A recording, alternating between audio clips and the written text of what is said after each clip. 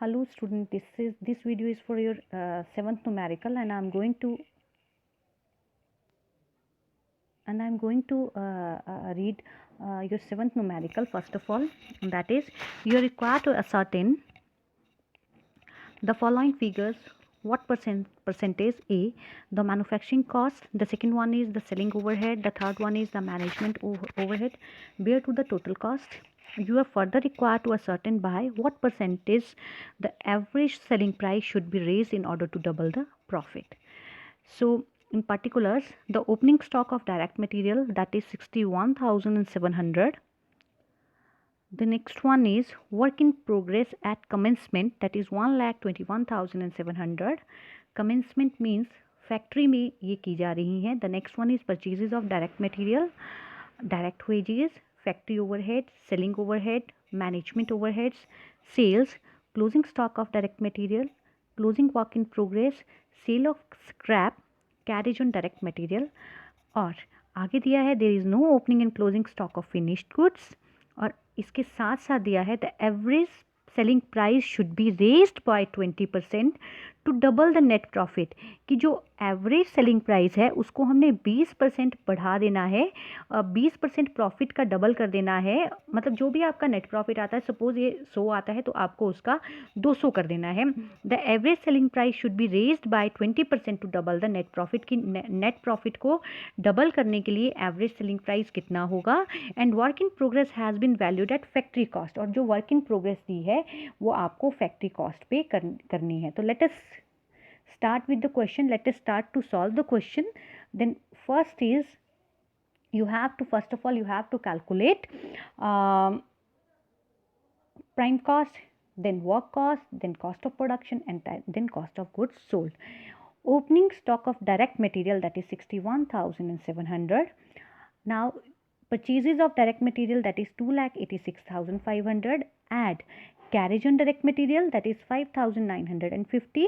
और closing stock को हम उसमें से माइनस करेंगे तो हमारे पास आ जाएगा कॉस्ट ऑफ मटेरियल कंज्यूम. वो आएगी हमारे पास 2,78,750. जब इन सभी फिगर्स को हम 61,700 में 2,86,500 प्लस 5,950, उसमें से हम 75,400 को माइनस करेंगे तो हमारी कॉस्ट ऑफ मटेरियल कंज्यूम्ड आ जाएगा 2,78,750. और इसमें हम जब प्राइम कॉस्ट कैलकुलेट करते हैं तो डायरेक्ट एक्सपेंसेस, डायरेक्ट मटेरियल और डायरेक्ट वेजेस को ऐड करते हैं तो ऐड वेजेस कर देंगे जो कि है आपके पास 3,57,500. इन दोनों को जब ऐड करेंगे तो आपकी टोटल प्राइम कॉस्ट आ जाएगी 6,35,750. अब इसके बाद हम फैक्ट्री ओवरहेड को ऐड करते हैं. बिकॉज यहाँ पे डायरेक्ट ही आपको फैक्ट्री ओवरहेड मेंशन किए हुए हैं तो वो आपके आ जाएंगे 1,99,500.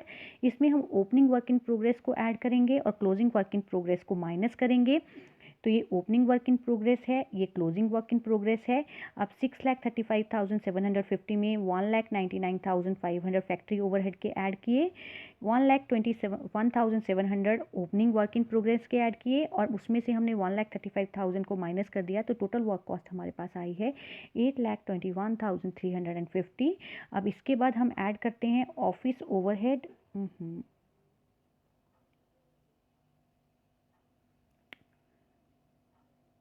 ऑफिस ओवरहेड वो है हमारे पास 1,10,000.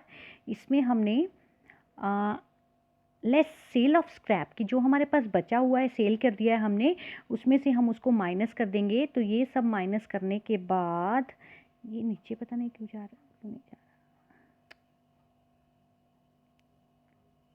शायद पूरी पीपीटी बन नहीं पाई है.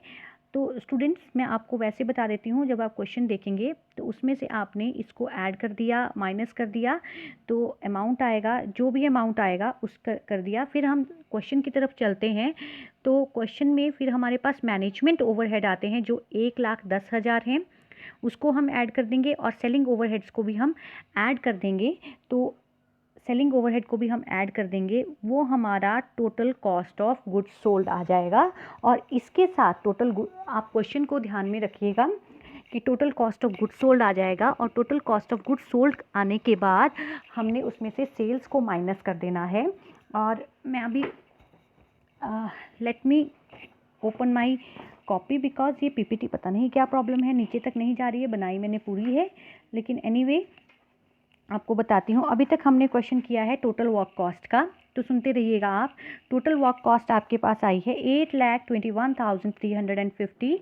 उसमें से हमने मैनेजमेंट ओवरहेड को ऐड कर देना है, जो कि है 1,10,000 के, जो आएगा 9,31,350। उसमें से हम सेल ऑफ स्क्रैप को माइनस कर देंगे 1,350 को, तो आपके पास 9,30,000 आएगा। और हमने सेलिंग ओवरहेड को भी ऐड कर देना है 70,000 का। तो इस तरह हमारी जो टोटल कॉस्ट आएगी वो आएगी 10 लाख रुपया। और 10 लाख रुपया हमारी टोटल कॉस्ट है, तो सेल्स हमारे पास हैं 12,50,000।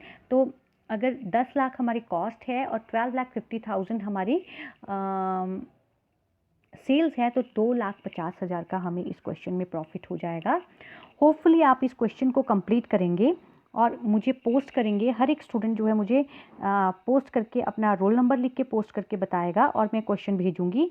और इसके बाद एक वर्किंग नोट जो है वो तैयार किया जाएगा, क्योंकि आपके क्वेश्चन में आपको बोला गया है कि आपने स्टार्टिंग में लिखा है कि मैन्युफैक्चरिंग कॉस्ट और selling overhead, management overhead bears to total cost, की टोटल कॉस्ट हमारे पास 10 लाख आई है, तो आपकी जो मैन्युफैक्चरिंग कॉस्ट है उसमें आप बताइए ये कितना परसेंट है। तो देखेंगे percentage of manufacturing cost to total cost, ये आपने देखा होगा जो आपकी मैन्युफैक्चरिंग कॉस्ट आई है 8 लाख, वर्क कॉस्ट जो आई है 8,21,350 की, टोटल कॉस्ट है 10 लाख रुपया, मल्टीप्लाइड बाय 100 कर लो, उतने परसेंट है। इसी तरह सेलिंग ओवरहेड आपको दे रखे हैं क्वेश्चन में 70,000, आपकी टोटल कॉस्ट आई है 10 लाख की, मल्टीप्लाइड बाय 100 कर लो, तो आपके पास आ जाता है कितना है। इसी तरह मैनेजमेंट कॉस्ट है 1,10,000 की, क्वेश्चन में ही मेंशन है ये 1,10,000 की, डिवाइडेड बाय टोटल कॉस्ट आपकी 10 लाख की है, तो उसका 10% कर लो। अब एक न्यूमेरिकल में एक चीज़ कही गई है कि the average selling price should be raised by 20% to double the net profit, कि एवरेज सेलिंग प्राइस को आपने किस तरह से रेज करना है, जो आपका प्रॉफिट है वो डबल हो जाए। कितना रेज करना है कि आपका प्रॉफिट डबल हो जाए। तो आपका प्रॉफिट जो है वो आया है 2,50,000 का, और आपने अभी 2,50,000 और ऐड कर दिए, तो आपके पास 5 लाख रुपये आ गया, आपका प्रॉफिट डबल हो गया। ठीक है, अब आपका कॉस्ट जो आ रही है वो 10 लाख रुपये आ रही है, आपका प्रॉफिट 5 लाख है, तो आपका यानी कि 15 लाख रुपया आ रहा है टोटल कॉस्ट। तो सेलिंग प्राइस में कितना इंक्रीज़ करना है वो देखते हैं।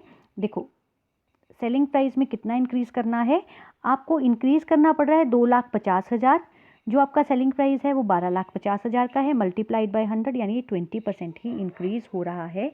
तो इस क्वेश्चन में जो आपकी बात की गई है कि the average selling price should be raised by 20% to double the net profit, तो डेफिनेटली आपको 20% ही सेलिंग प्राइस में इंक्रीज़ करना पड़ रहा है in order to double the net profit. तो होपफुली आपको ये क्वेश्चन समझ में आया होगा, और सभी स्टूडेंट्स मेरे को ये क्वेश्चन जो है अपनी कॉपी में सॉल्व करके सेंड करेंगे। मैं आपको इसके साथ साथ न्यूमेरिकल जो है 7th न्यूमेरिकल जो है वो भेज दूंगी। तो don't take this subject lightly and try to complete this question. और नेक्स्ट वीडियो जो है वो आपको कंपनी लॉ का मिलेगा और रेगुलर मिलेगा आप। तो thank you so much for watching this video. Thank you.